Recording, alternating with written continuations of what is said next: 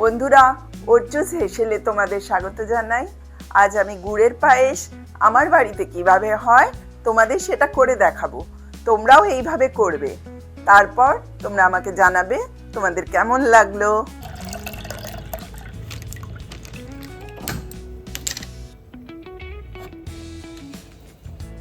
এক প্যাকেট দুধ নিয়েছি।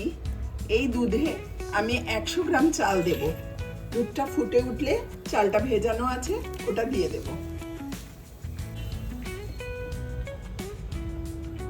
বন্ধুরা, চালের পায়েস এই শীতে খুব ভালো খাবার, যেটা আমরা সবাই সব বাড়িতেই করে থাকি। তো আমি এই চালটা ভিজিয়ে রেখেছিলাম প্রায় 1 ঘন্টা।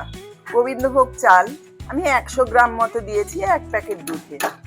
তোমরা তোমাদের যেরকম ইচ্ছে সেরকম বেশি পরিমাণেও করতে পারো। বন্ধুরা দেখো, চালটা বেশ সুন্দর করে গলে গেছে। এবার আমার স্বাদ মতো চিনি আমি এতে অ্যাড করব। আমি এটা যেহেতু গুড়ের পায়েস করছি, কিন্তু গুড়টা যাতে দেওয়ার সময় না দুধটা কেটে যায়, তাই আমি একদম শেষে গুড় দেব।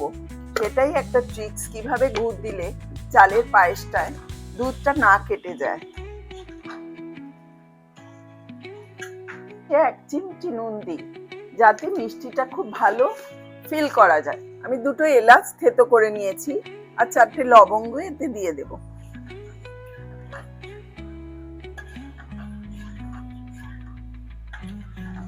এরপর পুরো পায়েসটা হয়ে গেছে।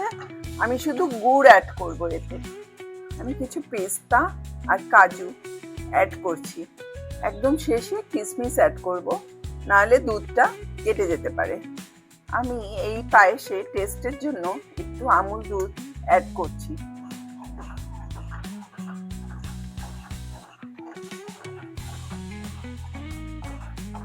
বন্ধুরা, চালের পায়েস সবারই খেতে ভালো লাগে। বার্থডে, কোনো অকেশন আমরা চালের পায়েস করে থাকি।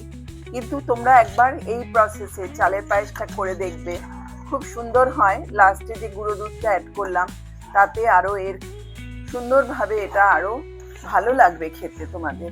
আমি গুড় অ্যাড করছি। গুড় অ্যাড করলে একটা আলাদা স্মেল আসে।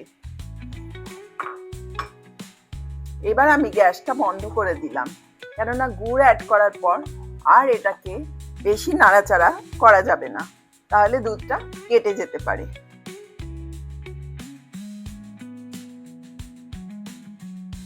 আমার গুড়ের পায়েস দেখো বন্ধুরা, ফিনিশড।